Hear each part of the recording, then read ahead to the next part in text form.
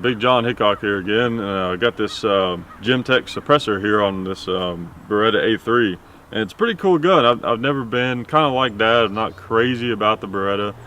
You know, I don't like that it's big. I don't like the double single action, but it's a really sweet shooting gun. It's fun, and it was a military gun, and you know, I've always been kind of a military history buff to an extent, and that makes it kind of cool for me, and in that regard.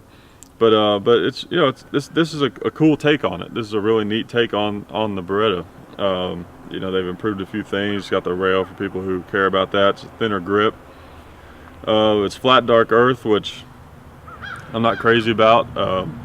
You know, like maybe if companies stop making stuff in flat dark earth, maybe we'll get out of some wars that always take place in these areas. Maybe if we start making stuff in, I don't know, in green, maybe we'll be back in the jungle fighting again. I don't know, but it's not a big fan of it. It doesn't seem to have a big application for the civilian market unless, I don't know, we got it. Maybe they think the invasion, whenever some other country invades us, it's going to happen from the west. Maybe that's what this is about. I don't know. I'm not sure.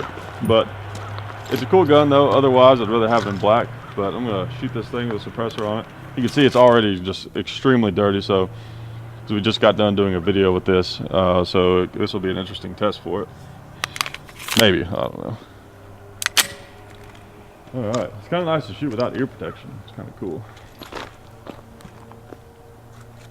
Let's see.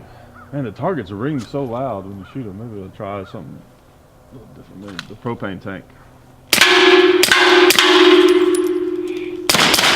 One thing I will say to give myself an out here is the suppressor does change the point of impact. So so hitting things might be a little precarious. Let me try that. I'm gonna shoot this metal can right here. That's kind of close.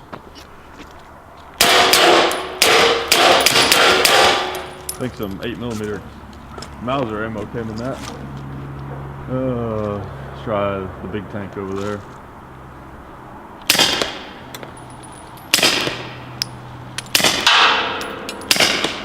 I'm having to use Kentucky's windage. Hit that over there. Try it again.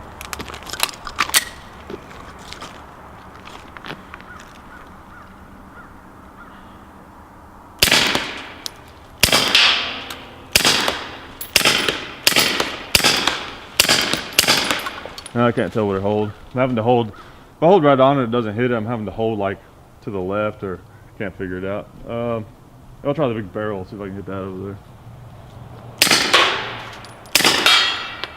Oh, well, okay. Hit a pig. Wasn't shooting at it, but it's all right. Oh, had to hang up. It's getting pretty dirty. That's the thing about suppressors. I've never been crazy about them, and they're associated with you know, real tactical stuff. But I don't know. They really affect the reliability of a rifle or a handgun. Seems like to me. But I guess if you have to have a suppressor, then you got to have one. But let's see.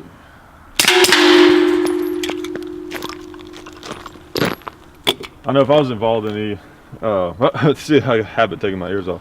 If I was involved in any kind of, I don't know, situation, I would do anything I could to not have to use a suppressor, whatever that would be, until they, I don't know, until these things evolve a little more to where they don't get so much blowback into the action of the gun. I mean, it's just insane. Look how dirty this thing is. I mean, it's probably had, I don't know, maybe a couple hundred rounds through it, 100 rounds. So it's pretty dirty to shoot the last mag. There's one good thing about suppressors though, is like it's starting to get kind of cold now, the winter time. If you're out camping or hiking or something like that in the woods in the winter time, what you can do is have a suppressor on your gun and shoot it a few times. And they make special jackets. I think Carhartt might make them. They have little sleeves on the inside of the jacket, and you can put the suppressor in there and it'll keep you warm, like a hand warmer almost.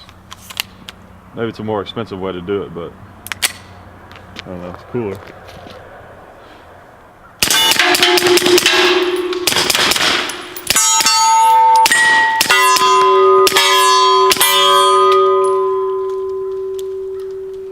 Oh man, I was getting like blasted with unburnt powder and stuff. That's cool. I mean, suppressors are just insanely fun. That's the thing. Like, honestly, like I said, I would not be anxious to use one in some type of real life, you know, self-defense, tactical, offensive situation. Not that I really know much about that anyways. Just because I've just seen them make guns unreliable so many times. And I've used a lot of different types of suppressors. It's kind of the nature of them. But man, are they fun to shoot. I have to say, they are a lot of fun to shoot. And oh, that was hot. That was very hot. A lot harder than I thought it was going to be. I mean, that actually reminds me of a point I was going to make, is on this Gemtech. It has this little extra, I don't know if that's what it's for or not, but this part, it's got these little notches in it and stuff, and it makes it a little easier to tighten up without touching it too much. But I wasn't thinking and got my fingers on there. And you only make that mistake a few times. But yeah, suppressors are a lot of fun. It'd be great if that the Hearing Safe Act thing, you guys can look that up, you know, goes through. You know, that would be nice if we could change some of the laws about suppressors and get to enjoy them more, because they are a lot of fun, and it's nice to be able to go out and shoot and not have to have ear protection and all that good stuff. And hey, I mean, it sucks that it gets the gun dirty, but in a way it's kind of makes it a cool reliability test. If you have a pistol or a rifle that you just shoot it with a suppressor on all day, and it seems to function, you know, pretty much flawlessly, well, you can bet that without a suppressor it's probably going to go for even more rounds.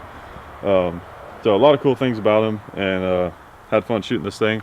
And don't forget, if it makes sense for you, support the sponsors, ballistall.com, sdi.edu, online accredited gunsmithing college. It's a really great program. Check out their website. And of course, Federal, we appreciate their sponsorship, and I was shooting Federal ammo in this video. So great stuff. Appreciate them supporting us, and I'll talk to you guys later.